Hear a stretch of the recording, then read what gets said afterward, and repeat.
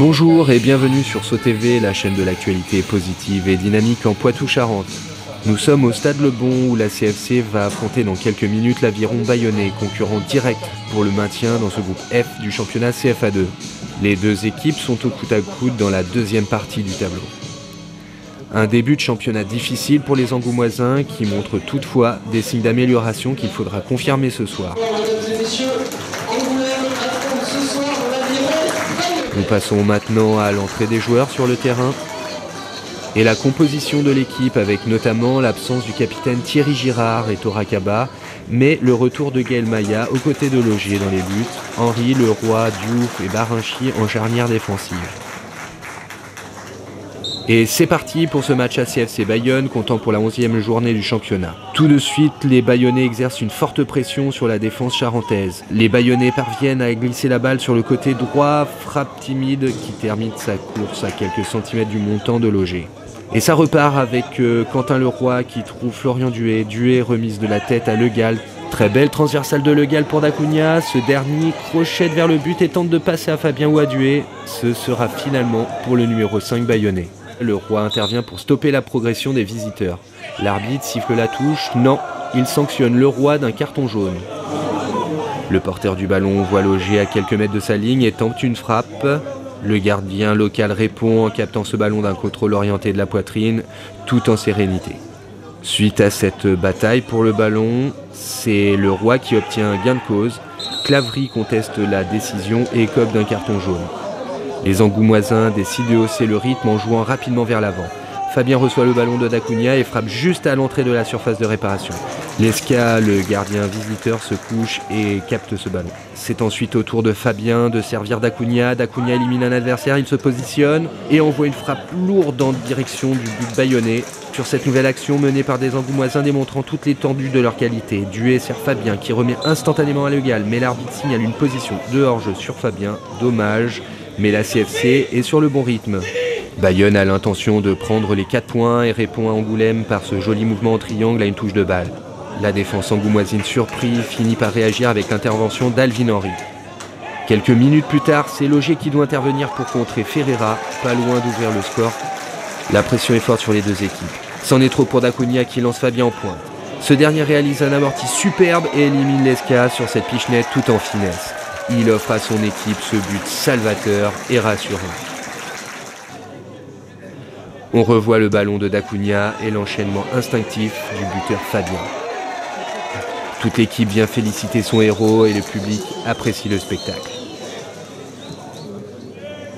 Fabien n'en a pas fini et continue d'user la défense adverse. Son tir en pivot est finalement capté par Lesca. Attention à la réaction de Bayonne. Mais le Roi protège sa zone parfaitement. Bientôt la fin de cette mi-temps et le danger devant les buts d'Angoulême. Logier essaie de capter le ballon, mais il reçoit un coup et reste au sol. Rien, dit monsieur l'arbitre. Après quelques contestations, l'arbitre appelle le soigneur angoumoisin. Une fois soigné, Logier dégage le ballon vers l'avant et l'arbitre siffle la mi-temps. Dans ce match très compliqué entre la CFC et Bayonne, les deux équipes regagnent les vestiaires sur le score de 1-0 pour la CFC.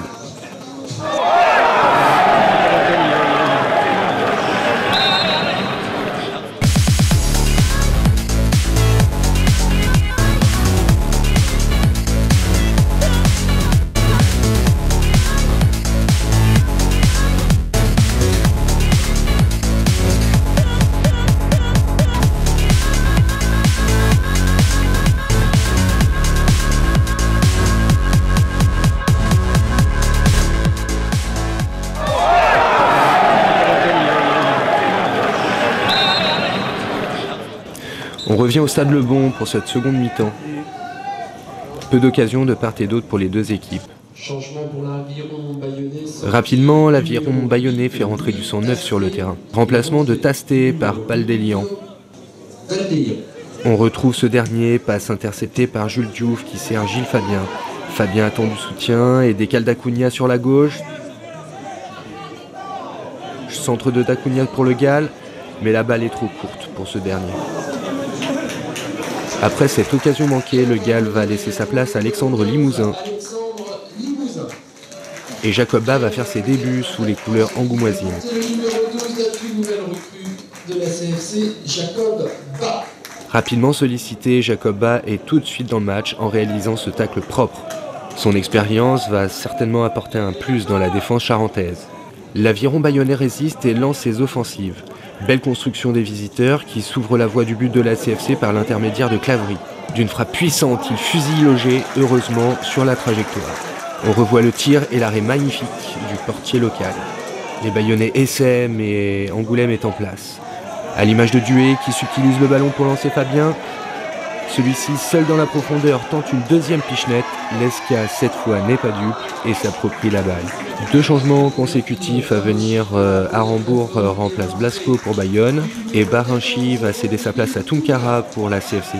Tunkara réalise cette touche à destination de Fabien qui dévie de la tête pour Limousin. Il voit Fabien et lui glisse le ballon dans la course. Fabien ouvre son pied et passe ce ballon à Vigneault qui trouve la barre transversale. Duet récupère le ballon pour le remettre à Vigneault qui cette fois bute sur un défenseur bayonnais. Le but du chaos n'était pas loin, mais attention, rien n'est joué. Et les Bayonnais repartent à l'abordage dans l'espoir d'égaliser. Sur ce corner à suivre, Angoulême peine à se dégager. Une grosse frappe de Pardélian, mais Loger encore une fois fait son travail. On revoit la grosse frappe de Pardélian et l'arrêt énorme de Loger. Peu de temps après, la CFC fait tourner le ballon et Arambourg réalise un geste dangereux. Il est sanctionné d'un carton jaune. Nous sommes dans les arrêts de jeu depuis quelques minutes et ça y est, la fin de ce match compliqué. On retrouve tout de suite les artisans de cette victoire sursautée. C'était dur, on n'a pas forcément fait un joli match. On continue d'afficher les valeurs qui nous manquaient un petit peu en début de saison au niveau de la combativité et de la solidarité. Ça nous fait du bien cette victoire et puis maintenant, à défaut d'être bon, maintenant on va essayer de trouver les automatismes pour s'améliorer dans le jeu. Mais bon, ce qui était le plus important c'est la victoire et maintenant on a ça ce soir. Donc voilà, maintenant on passe à Toulouse et puis après on passera en vacances. Je récupère un ballon et je vois qu'il fait un appel contre appel. Et donc après je mets transversal par-dessus la défense et après lui il fait le bon geste quoi. Il contrôle, il lève le gardien et c'est dans les buts quoi. Un vrai but d'attaquant. Je sais pas, je me souviens pas, je n'ai pas fait exprès donc Gilles fait la diff avec son contrôle et son but, rien à dire. On a été costaud, on n'a pas pris de but, c'est le deuxième match et c'est très important. Et il faut que ça continue. Oui, depuis le début, depuis que je suis arrivé, j'ai été bien reçu. C'était un tout petit peu plus facile pour moi de m'intégrer. Il faut dire que les gars, ils étaient déjà bien en place, ils avaient fait le gros du boulot. Donc quand on est remplaçant, on se doit de bien se concentrer, de rentrer et puis de faire ce qu'on a à faire. On était très costaud parce que 1-0, c'est pas facile, ça a poussé sur le dernier quart d'heure. Mais on a su répondre présent dans tous les domaines, que ce soit aérien, défensivement, partout. Et vraiment un grand chapeau à toute l'équipe. Et une petite pensée pour Titi Gérard qui nous a quittés parce qu'il avait un petit souci. Et une petite pensée aussi pour mon frère. Merci beaucoup.